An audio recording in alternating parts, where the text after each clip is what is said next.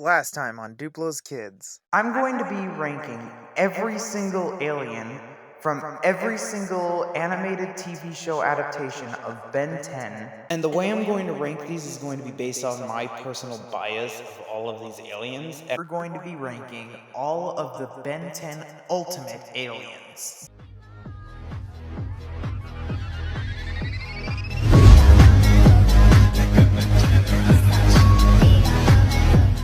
Hello and welcome to part 6 of ranking all Ben 10 aliens. Last time we ranked all of the Ultimates, and now it's time to rank the Fusion aliens. And just for reference, Ben 10 Alien Fusion works like this. It takes 1/2 of 2 aliens to make a fusion, obviously. But when a fusion is made, it does have the powers of both aliens, but both the aliens' powers are only at 1/10 of their full strength. Well, except for one exception. And we're going to be looking through all the fusion aliens in Ben 10. But without further ado, let's get to the 9 fusion aliens.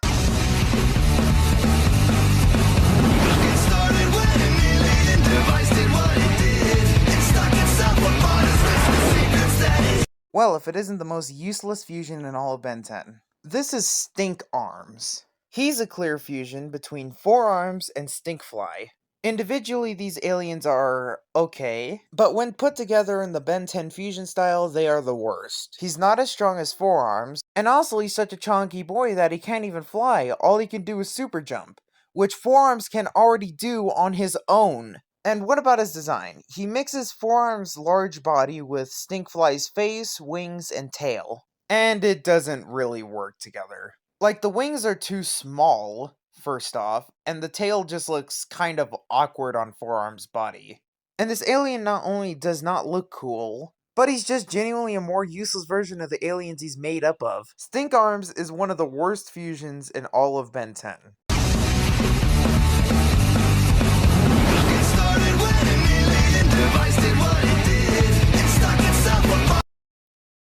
Wow, that really does not work. This is Heatjaws. He's a fusion between Heat Blast and Ripjaws. If you don't know, Heat Blast's only weakness is water, and Ripjaws will suffocate to death if he's not in water. And because of the fact this alien doesn't have Ripjaw's feet, it can't turn into a tail. So he can't even swim well underwater. That's what you would think at least. But actually, from the episode, that's not how it works. It actually seems like Heatjaw's fire doesn't work unless he is underwater. Because when he was on land, the fire extinguished the minute he tried to shoot it. But when he was underwater, it worked. And his design isn't half bad. I love Heat Blast, so I like the arms and legs. And Ripjaw's design's really cool, so I'm fine with his head and body. In short, this alien, while being the definition of a double-edged sword, is actually pretty kinda useful. And isn't half bad looking. Heatjaws is okay.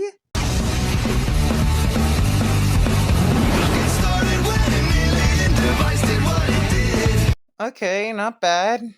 Not that good either, but not bad. This is diamondmatter. He's a fusion between Diamond Head and Gray Matter. Diamondmatter is not the worst, but not the best. I'm sure he's nowhere near as durable as normal Diamond Head, but he's still going to be pretty durable. And he's not going to be as smart as normal Gray Matter, but he's still going to be pretty smart. But this alien that makes a pretty useless alien, Gray Matter, actually useful. Also, his design is actually pretty good. I like his design. In short, Diamond Matter is actually a pretty useful alien. I mean, not as useful as Diamond Head himself, but he's way more useful than Gray Matter is.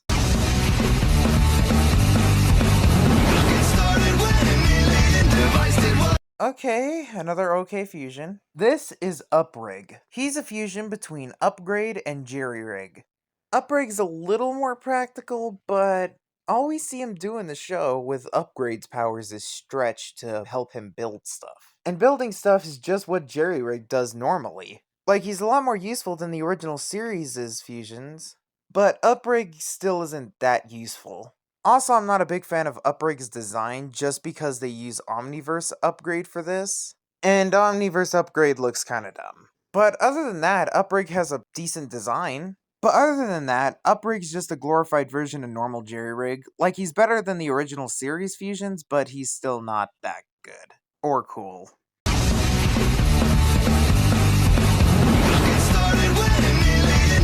Wow, that is something. This is Big Chuck. He's a fusion between Way Big and Upchuck. All I have to say about Big Chuck is that he is literally just a supersized version of Upchuck. He is nowhere near as big as normal Way Big, obviously, but still. But other than that, he's just Upchuck. He has the tongue, he eats people, and he shoots lasers out of his mouth. The only reason why he's this high is because he's a lot more useful than normal Upchuck because of how big he is. And his design's okay. The legs could be a little shorter in my opinion. Upchuck having long legs just does not look right. But other than that, he looks okay. In short, Big Chuck is just a very large Upchuck that has an okay design.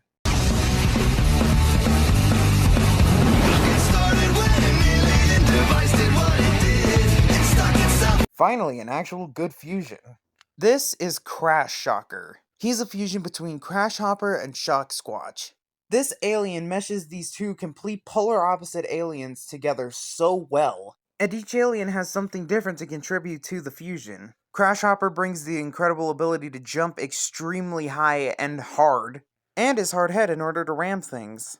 And Shock Squatch brings, well, electric powers. Also, I just love this design. The skinny underbody with the large upper body, that just looks great. And the color scheme, the darker green with the black and white, that just looks really good. Crash Shocker is not only a really useful alien, but a really cool looking one. Crash Shocker's awesome.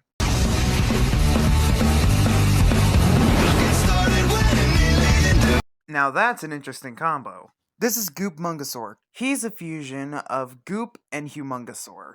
He has the powers of Goop, which that means he is basically immortal, and the super strength of Humungasaur. So he can take some serious damage and deal some serious damage. But he still has Goop's ultimate weakness, which is that little hover thing above his head.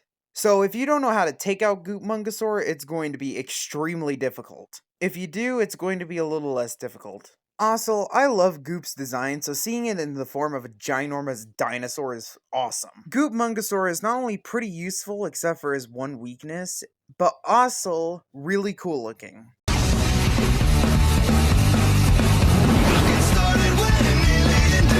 This fusion is perfect.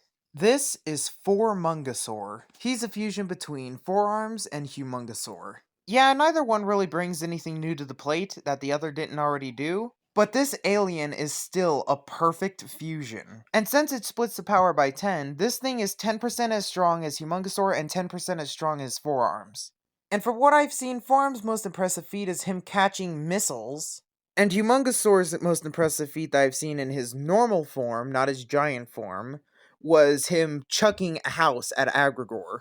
And then you take 10% of that strength away. You still have 90% of the strength from both of them combined. So theoretically, this alien's not only just as strong as normal Humungasaur, but probably much stronger. And plus, just like Forearms, he, well, has 4 arms. So he's got 4 arms of muscle that could theoretically chuck a house.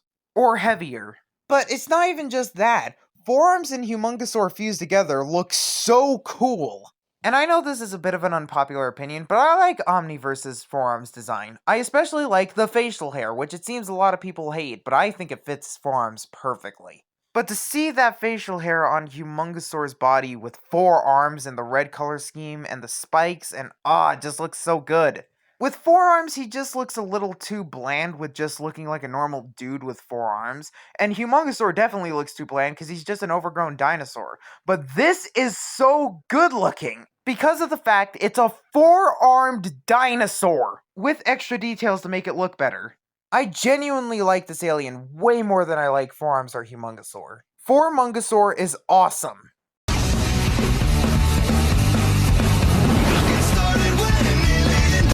I think this might just be the strongest alien in all of Ben 10. This is Atomic X. He is a fusion between Atomics, the walking nuclear bomb, and Alien X, the alien god!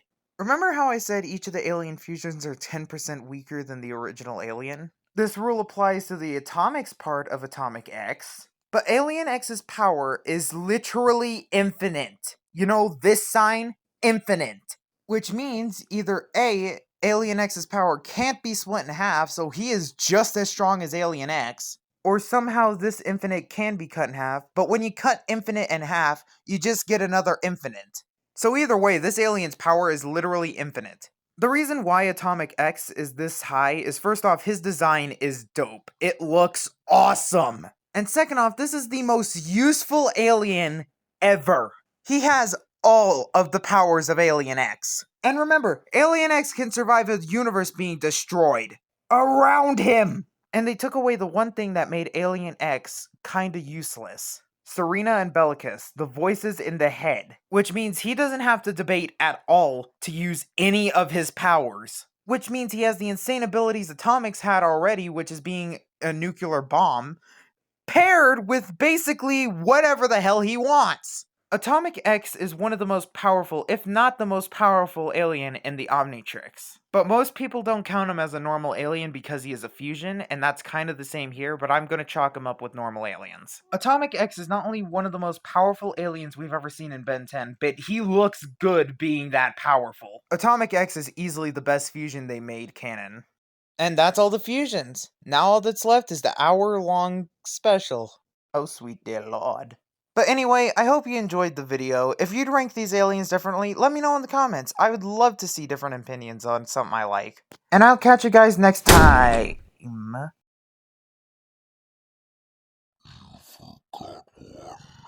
Huh?